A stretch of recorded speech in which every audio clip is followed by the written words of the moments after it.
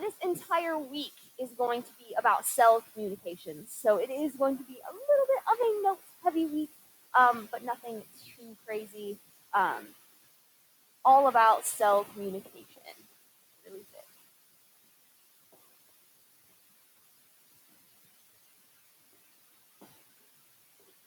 Cell communication, day one, all about external signals.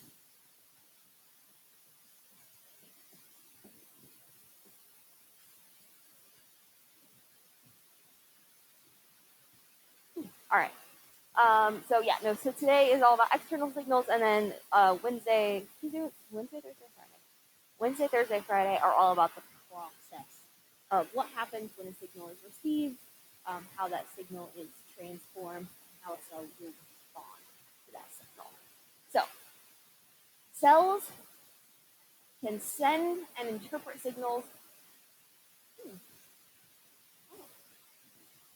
I spelled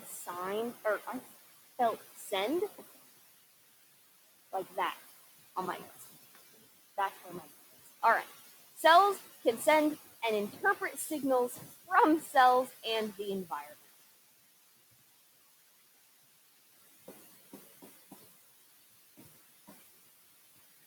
It's signal.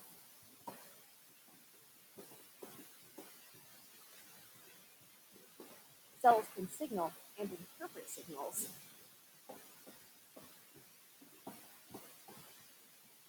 from cells and the environment.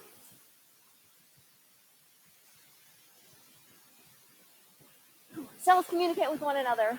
Cells being able to communicate with one another is dramatically important to the existence of communities and multicellular organisms. So, being able to understand how these signals are sent, being able to understand how the signals are received, is an important part of cellular biology.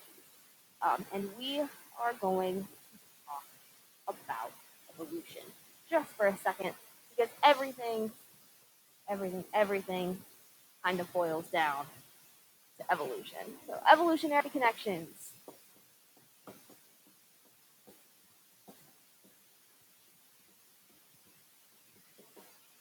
It's going to get a little bit word heavy just so I can explain the background of this.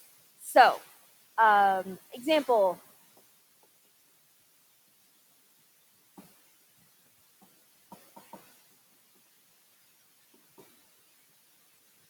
Yeast cells and sexual reproduction. So, yeast cells are one of the few unicellular organisms that can reproduce sexually or asexually. So, if an environment is favorable, they will reproduce asexually, but if an environment is changing, they will reproduce sexually. And a big part of sexual reproduction in yeast cells is communication.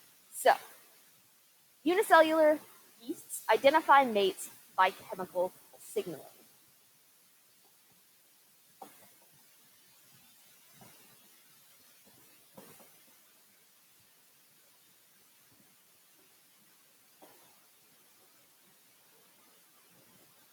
They don't have eyesight.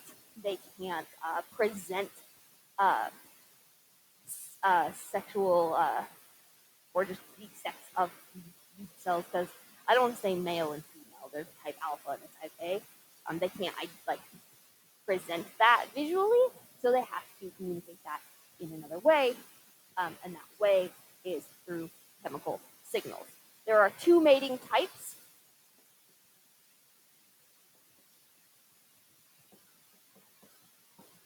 Like in humans, we have male and female. In yeast cells, they have A and alpha. Oh, what? Oh, I hit my knuckle. That's what it is. A and alpha. Those are the two mating types. They have a factor they secrete that binds with a receptor that only the other has. So type A will secrete a signal that responds to a receptor that only alpha has, and alpha will release a signal that responds to a receptor that only A has. So each has a, or each secretes a factor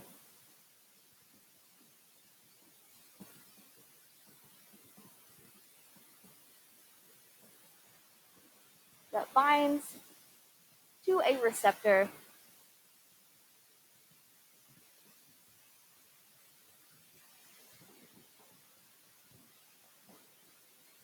that the other has, that only the other has. So, when they are exposed to the other's mating factor, so if there is an alpha that is next to an A, an alpha releases that mating factor, they will respond. So, exposed to mating factors,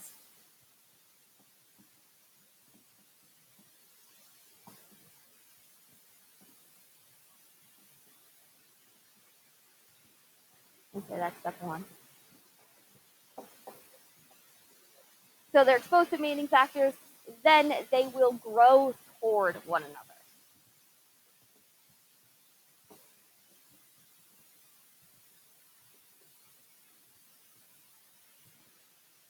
So if only the receptors on the right side of a alpha cell receive the signal, they will grow toward that right side.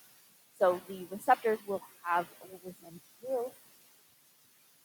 send a signal to the cell to grow in that direction. Then they mate to produce offspring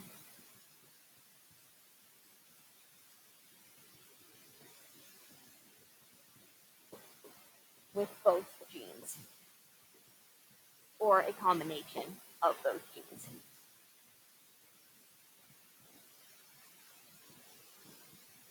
Now,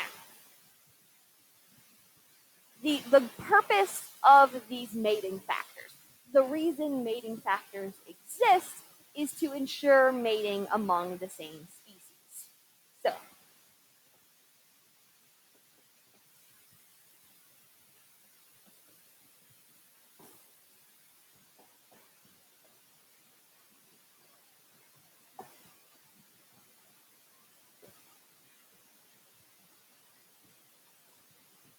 because if just two unicellular organisms bumped up next to one another, they decided to exchange genetic information, it would be like trying to breed like a yeast cell and a streptococcus cell. Those two genetic equivalency things don't necessarily mesh well together, and it wouldn't produce viable offspring. This means, so therefore, if you ever see those three little dots, it means therefore. Change in receptors or mating factors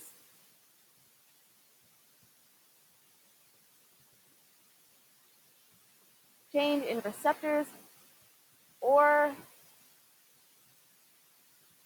mating factors is a new species. This is partially how scientists denote speciation in a unicellular population.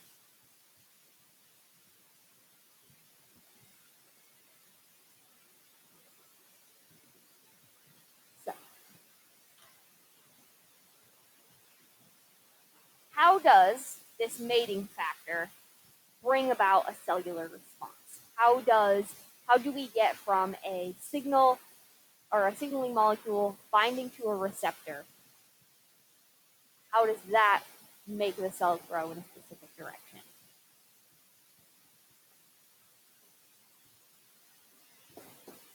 How does the binding of a mating factor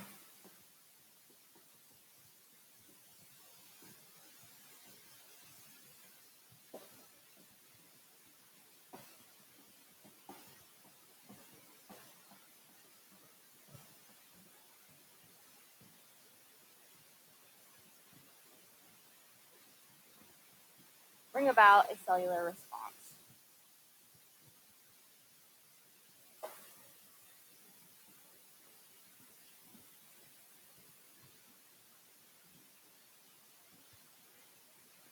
The answer is signal transduction pathways. Signal transduction pathways. We will talk a lot about signal transduction pathways.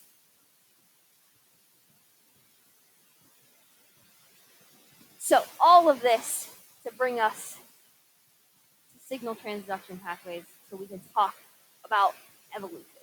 So, signal transduction pathways are how we get from mating factor binding to a receptor to cellular response. So essentially, it's like a Rube Goldberg machine where the receptor binding causes one thing, which causes another thing, which causes another thing, which brings out our cellular response. We'll talk a lot about those later. But what's interesting about these signal transduction pathways is that many pathways exist in both yeast and animal cells.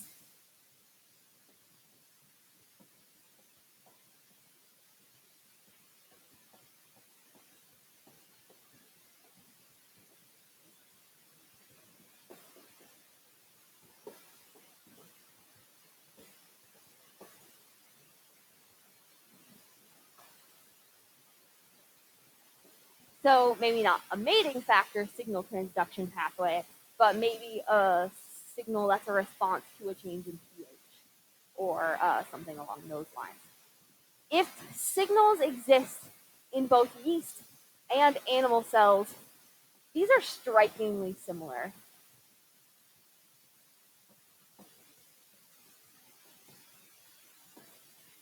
Meaning the chemicals that carry out these pathways, just like glycolysis is a global pathway, these signal transduction pathways are really, really similar as well. This suggests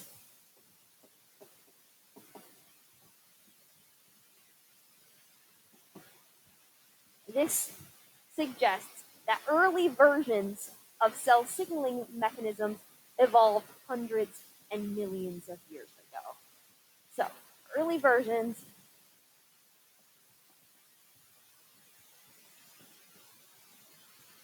of cell signaling pathways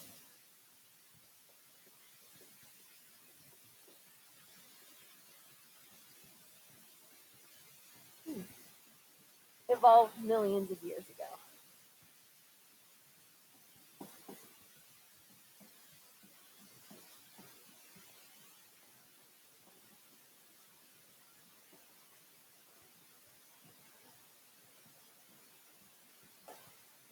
So these signal transduction pathways, how we get from a receptor binding to a response, a lot of them are very similar in a lot of different prokaryotes, or a lot of different animal cells, which we think is because a common ancestor used these same signaling pathways, and it worked.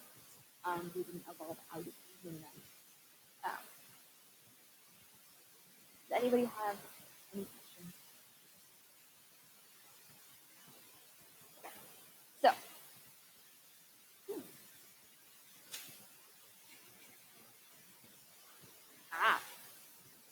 another example of this evolutionary response is prokaryotic signaling. What?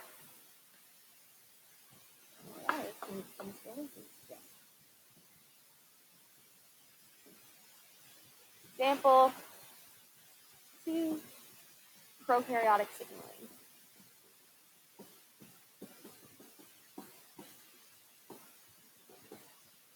So we, in our signal transduction pathway example, we were talking about yeast cells. Yeast cells are eukaryotic, like you and me. Prokaryotes work a little bit differently. So in prokaryotes,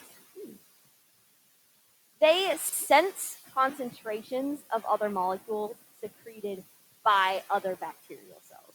So if one bacterial cell secretes a, a signaling molecule, or just like a concentration of a molecule, and a cell over here is sensing concentrations, they can sense an increasing concentration on this side of them, and if it's a bad signal, move away from it, or if it's a good signal, move towards it.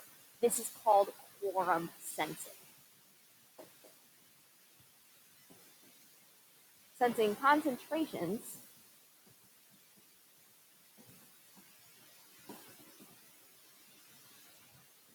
of secreted molecules, or of molecules secreted, sorry,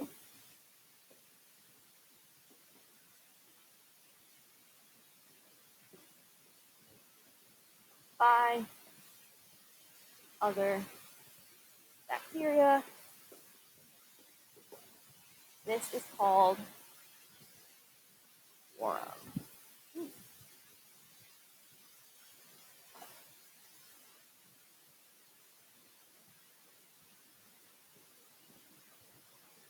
Okay. Quorum sensing. Quorum. Quorum sensing. This is, if you ever take a microbiology class, an important component in those. Quorum sensing allows bacterial populations to coordinate.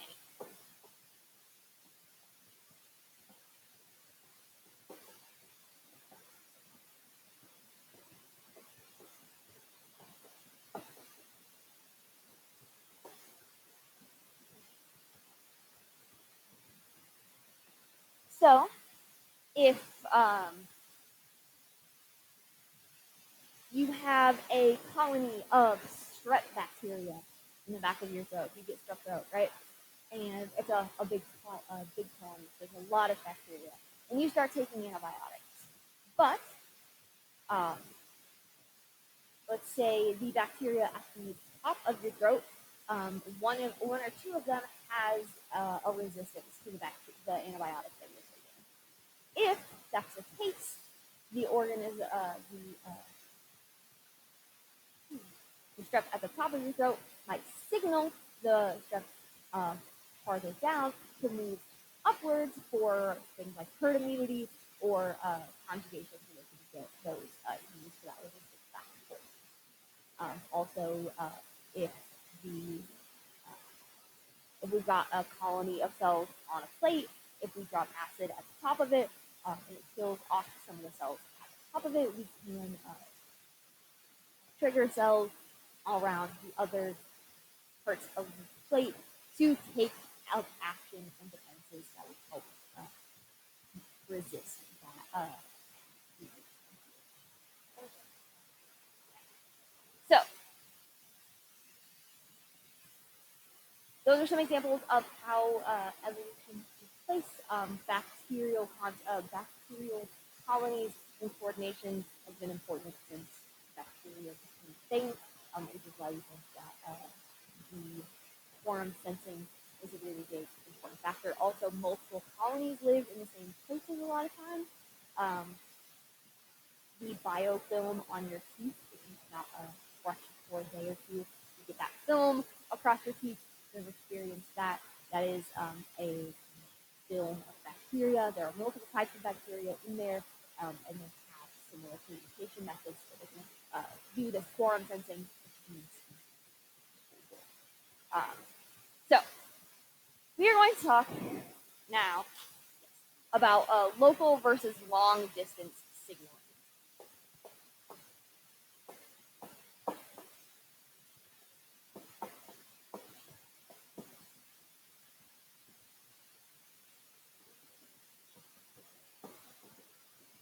So there are multiple types of signaling, how signals can get from one cell to another. And we're going to break this up into three: contact, local, and long distance. So, lucky for you, you have already talked about contact.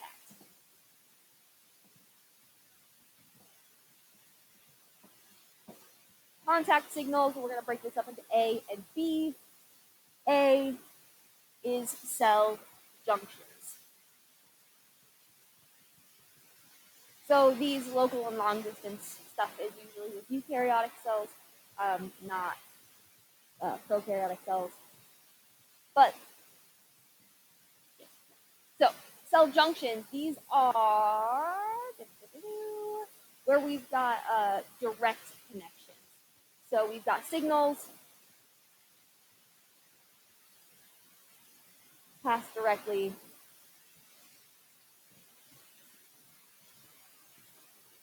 without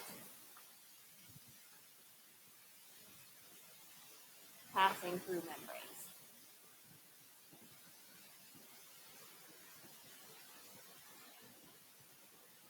So we talked about these when we talked about cell junctions, how cells are connected with one another.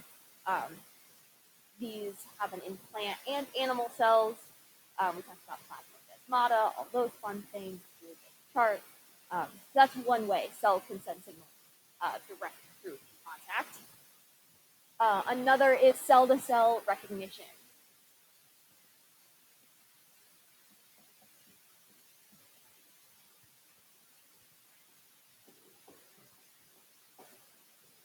Cell-to-cell recognition is a big thing in immune responses. So two cells interact with molecules on their surfaces. It is usually in animal cells.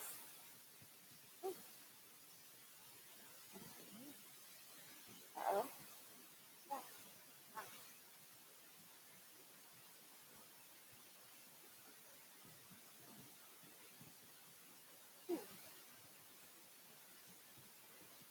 Cells communicate. Sorry.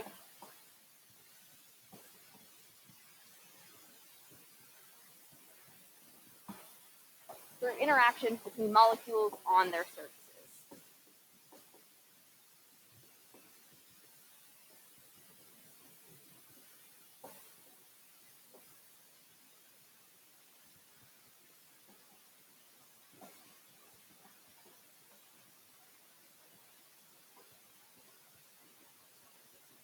Blood types is a big example here. So type A, B, and O blood has to do with molecules on the surface of your red blood cells. There's an A factor, a B factor. So if you have A blood, your body can recognize that A factor on the surface of cells, say, okay, that's my blood cell, I'm good. But if you got a transfusion with B blood, the body would be like, uh-oh, that B factor is something that is foreign, that does not belong in my body, let's attack it. So that's an example of cell-to-cell recognition. That makes sense? Cool. So that's contact. Moving into some nearer stuff, we have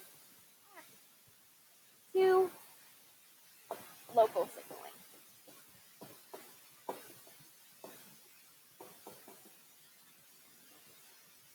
With local signaling, we've got signaling molecules secreted by signaling cells.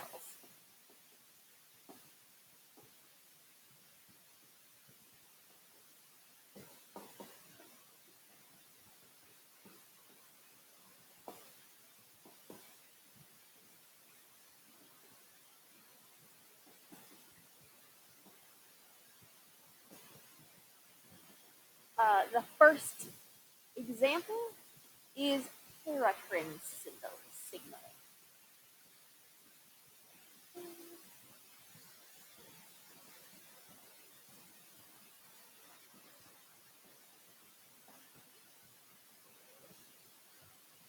In paracrine signaling, a signaling cell acts on a target cell by secreting molecules.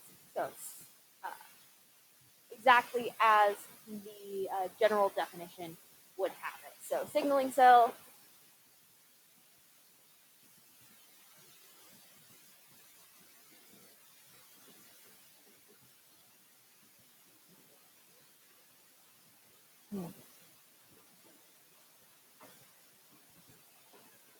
acts on nearby target cell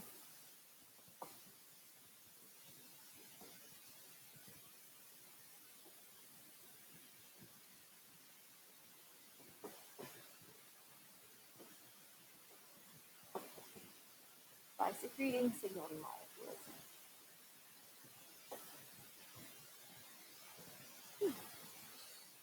So that would be like if we had our,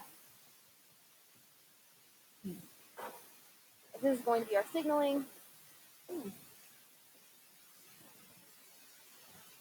is our signaling cell, cell nucleus. If it had these little vesicles filled with our signaling molecule, that vesicle fused the cell membrane and released that signaling molecule locally, and we had our target cell.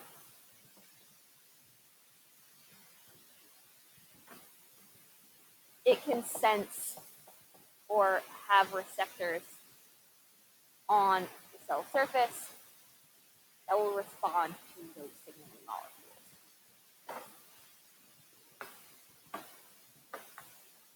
Okay, that is paracrine signaling. Any questions here?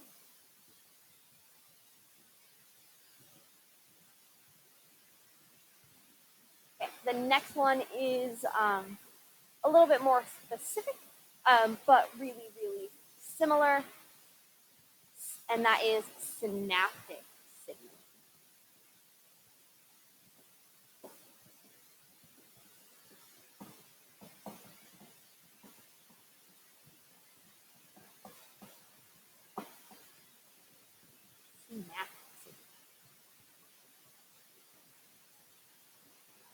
In synaptic signaling, a nerve cell releases a neurotransmitter.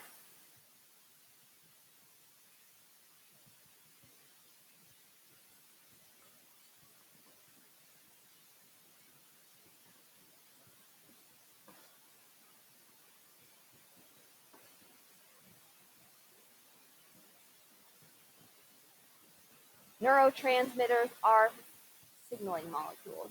Nothing, just more specific. The neurotransmitter molecules are released into synapses, into a synapse, which is like an extracellular space, which stimulates the target.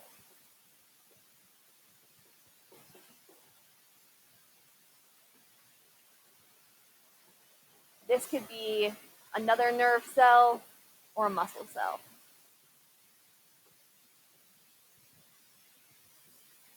So if I get out my handy dandy little toy here, right? So our signaling molecules will be released from the tail end of it. They will have a little bit of space between that and the next neuron. The next neuron down here, the space between the end of this one and the beginning of this one is that synaptic cleft. So if we had our neuron or nerve,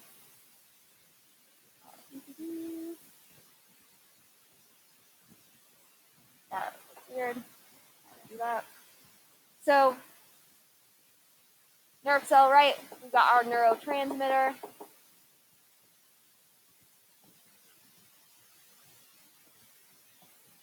Really long word. Our neurotransmitter.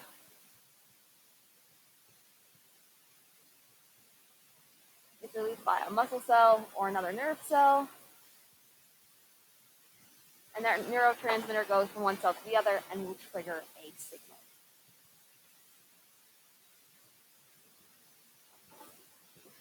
That makes sense? So we've got contact signaling, we've got local signaling, and now we are going to hit up long distance signaling.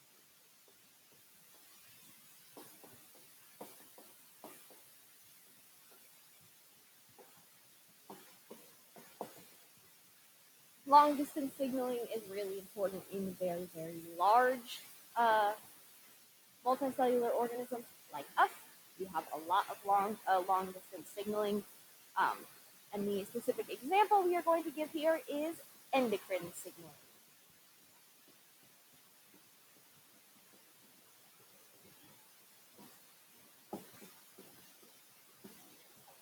endocrine signaling. They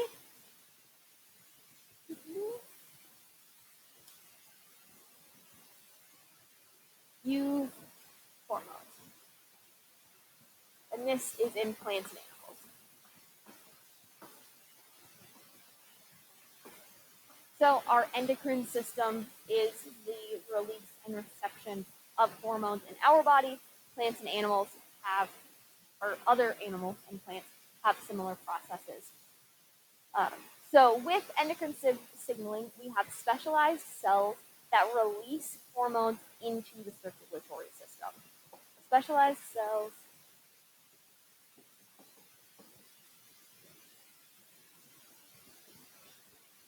that release hormones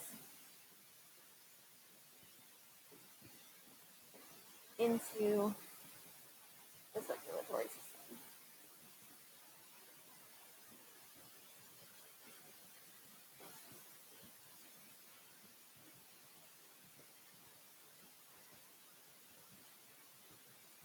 When they are released into the circulatory system, they travel to to target cells in other parts of the body.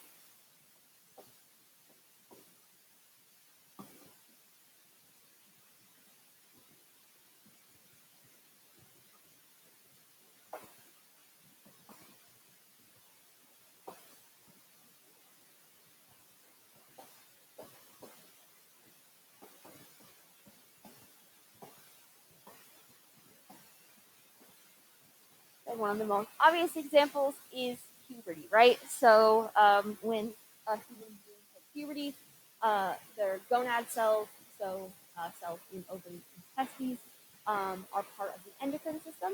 They will release special hormones, estrogen, testosterone, that will travel to the rest of the body to help it or trigger further development. So hair growth, sweat glands, all that fun stuff. Uh, so that is an example of endocrine signaling. So if we've got our signaling cell, we're going to send the little signals. We got our circulatory system.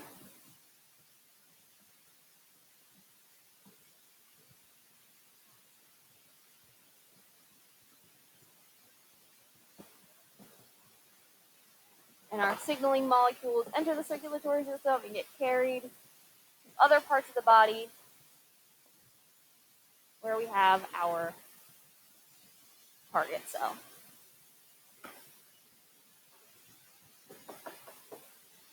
So if our signaling cell is a gonad cell in ovaries or testes, they release the growth hormones into the circulatory system and trigger things like hair follicles, etc., to kickstart. So that is our only long distance signaling method that we are going to talk about. Do you have any questions there? All right. So one last thing for you for today, and that is the stages of cell signaling. 3 stages of cell signaling.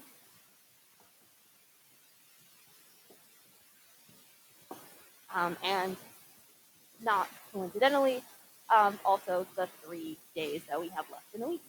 So stage number 1, and what we will talk about tomorrow, is reception. So signal reception, the detection of a signaling molecule bound to a receptor. Detection of a signaling molecule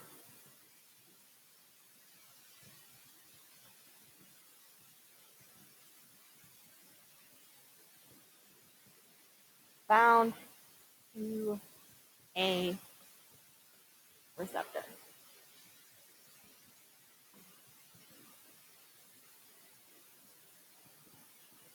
That's stage 1. So, this isn't necessarily how a cell sends a signal, more of how a cell receives a signal. So we've talked about how signals get from one cell to another. So reception is actually detecting that a signal has been received. Step 2 is transduction.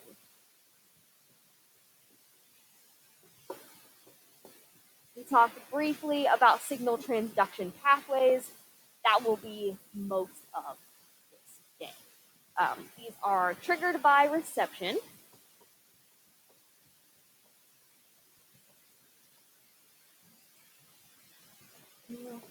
Triggered by reception.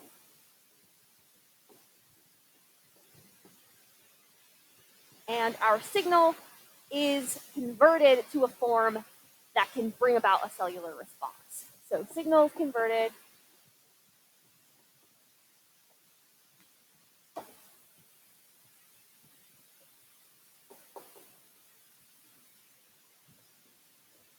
to a form that can bring a response.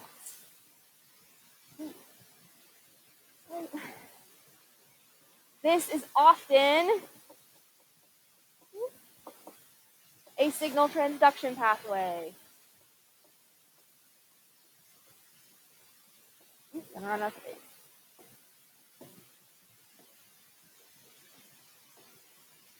Often a signal transduction pathway.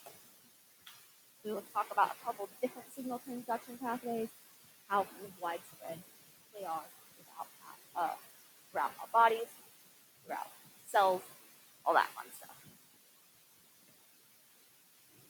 I have to give me a page to write literally one sentence. So, 3 stages of cell signaling. First is reception, second transduction, and the third is response.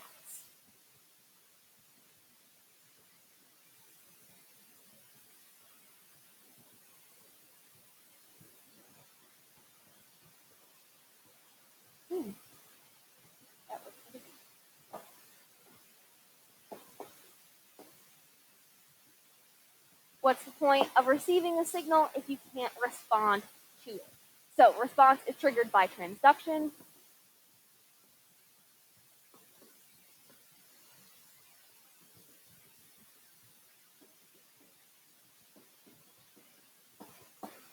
It's triggered by transduction, and it has a specific cellular response that can be virtually any activity.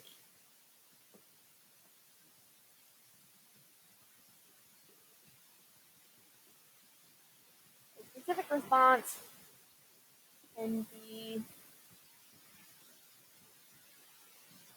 any cellular activity.